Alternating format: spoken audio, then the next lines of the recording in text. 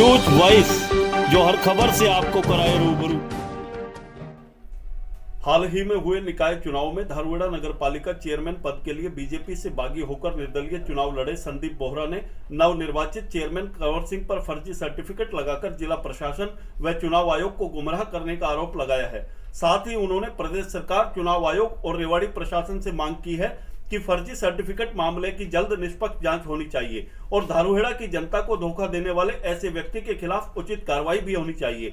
वहीं इन आरोपों को नवनिर्वाचित चेयरमैन कंवर सिंह ने सिरे से नकारते हुए कहा कि संदीप बोहरा उन पर जो आरोप लगा रहे हैं वे पूरी तरह बेबुनियाद हैं। फिर भी अगर उन्हें कोई आपत्ति है तो वे कोर्ट में जा सकते हैं।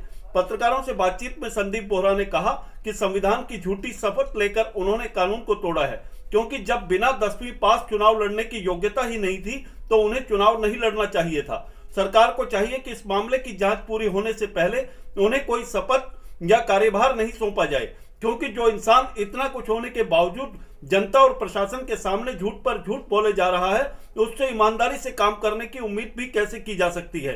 संदीप बोहरा ने कहा कि उन्हें सरकार और प्रशासन पर पूरा भरोसा है कि इस मामले की जल्द जांच पूरी की जाएगी और सच जनता के सामने लाया जाएगा। रेवाड़ी से न्यूज वॉइस के लिए संजय कौशिक के साथ अजय सागर अत्री की रिपोर्ट। आरोप लगा रहे हैं आप? मेरा आरोप जो हमारे धारुड़ा नगर पालिका के इलेक्शन हुए थे उसमें जो कंटेस्टेंट कंवर सिंह जी थे, उनकी जो 10वीं की मार्कशीट है, जो एलिजिबिलिटी उनके अंदर चुनाव लड़ने के लिए जो 10वीं का उन्होंने फर्जी मार्कशीट यूज किया है, उसके ऊपर मेरे आरोप है कि वो फर्जी और नकली है। और वो आरोप मेरे इसलिए है कि उन्होंने जो बोर्ड दिखाया है, ना तो वो बोर्ड कभी हरियाणा में रहा ना कभी इंडिया में रहा, वो एक फर्जी बोर्ड है और उस बोर्ड का कहीं कोई अस्तित्व नहीं है। ये जो 1981 में इन्होंने जो ये अपनी जो 10वीं की जो मार्कशीट दिखाया है, इसके अंदर इस तरह की कोई भी मार्कशीट नहीं बनती थी उस तरह से जैसे कंप्यूटराइज इन्होंने बनाया हुआ है।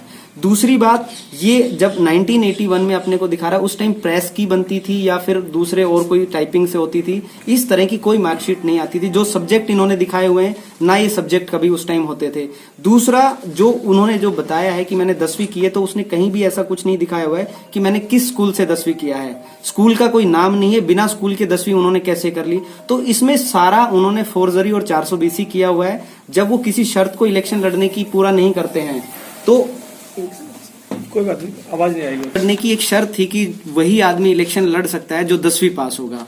जो आदमी 10वीं पास नहीं है और वो अहंकार में आके, जिद में आके ये कह रहा है कि मैं तो जनता के वोटों से बन गया हूं, लेकिन वो क्या उन्होंने जनता को ये बताने का काम किया था कि मैं 10वीं पास नहीं हूं फिर भी मैं आपका वोट ठगने का काम कर रहा हूं। तो कहीं ना कहीं धारुड़ा की जनता के साथ उन्होंने धोखा किया है। और मैं सरकार से और अपने जो हमारा प्रशासन है उन सबसे मांग करता हूं कि इसकी जो हम जांच अब चुनाव आयोग के थ्रू जो जांच आई है उसकी निष्पक्ष जांच करे, और अगर ये दोषी है तो इनके खिलाफ कड़ी से कड़ी कार्रवाई की जाए, क्योंकि इन्होंने चुनावी सिस्टम के साथ धोखा किया है, धारुड़ा की जनता के साथ धोखा किया है। और हमारा जितना भी ये चुनावी सिस्टम है, इनको कहीं ना कहीं इन्होंने चोट पहुंचाने का काम किया है। तो मेरी डिमांड अपनी सरकार से भी है, हमारे प्रदेश अध्यक्ष जी से भी है, और हमारी जितनी भी यहाँ की प्रशासन है, डीसी साहब के माध्यम से, मैं आप लोगों के माध्यम से ये मांग करता हूं कि ये इनको जब तक जांच पूरी ना हो जाए, ऐसे 420 और ठगी करने वाले आदमी को ना तो शपथ दिलानी चाहिए, ना ही उनको कोई पावर इस तरह की देनी चाहिए कि वो अगर इस तरह की कुर्सी पे बैठता है 420 करके और फर्जी डॉक्यूमेंट्स के आधार पर, तो हम क्या ना माने कि वो गलतियां और नहीं करेगा, क्यों ना ये माने। क्योंकि अगर उन्होंने इस तरह से फर्जी डॉक्यूमेंट बनाया है तो वो नगर पालिका में बैठ के किसी भी फंड का दुरुपयोग कर सकता है, हमारे धारुड़ा के नुकसान किसी भी चीज में किसी भी सूरत में वो हमें पहुंचा सकता है। तो धारुड़ा की जनता के साथ साथ मैं भी आप लोगों के माध्यम से मांग करता हूं कि इसकी उचित जांच और समय सीमित दायरे में हो, लंबा ऐसा नहीं होना चाहिए। लोग ये सोचते हैं कि ये लंबा 2-4 साल खिंच जाएगा और ये इन चीजों के साथ कानून के साथ आरटीआई लगाई है, आरटीआई में मांगा है कि इन्होंने 10वीं जो की है, इन्होंने जो वर्जन दिया है, 2 अलग अलग इन्होंने अपने बर्थ डेट दिखाया हुआ है, एक 57 का दिखाया हुआ है, नकली सर्टिफिकेट में 64 का दिखाया हुआ है। इनके बच्चों का जो जन्म है वो उनसे फैमिली कार्ड से मैच करते, तो कुछ भी इनका मैच नहीं हो रहा। नॉमिनेशन फॉर्म में इन्होंने बताया कि मैंने 60 वर्ष पूरा कर लिया है, जबकि अगर 64 से देखे तो इन्होंने 56 ईयर ही पूरा किया है। तो इनकी सब बातों में डिफरेंस है, कहीं भी कोई बात एक रूपता कहीं भी नहीं है। मेरा तो यही आपसे कहना है कि उसकी उचित जांच जल्दी से जल्दी होना चाहिए। अब उस बोर्ड से किस बोर्ड से जाके मांगू, ये बोर्ड ही कहीं अस्तित्व में ही नहीं है, ये बोर्ड ही एग्जिस्ट नहीं करता है। तो मेरा तभी तो मैं आप लोगों से डिमांड कर रहा हूं, और मैं सरकार से, प्रशासन से और चुनाव आयोग से क्यों मांग कर रहा हूं, क्योंकि ये बोर्ड कहीं है ही नहीं।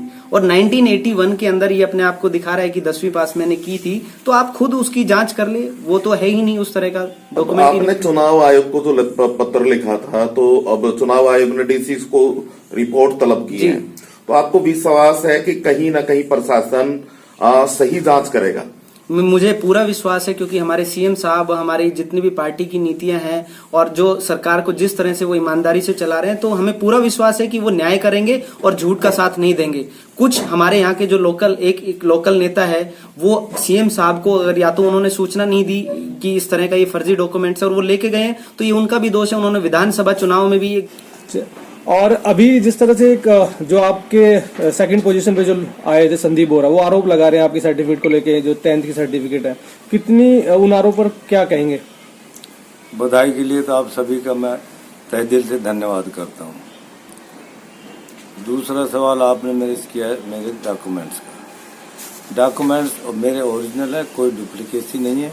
और जांच अधिकारी जो रिटर्निंग अफसर थे उस टाइम उन्होंने जांच भी किया था, और जांच के दौरान अगर कोई गलती होता तो मेरा फार्म रिजेक्ट हो जाता।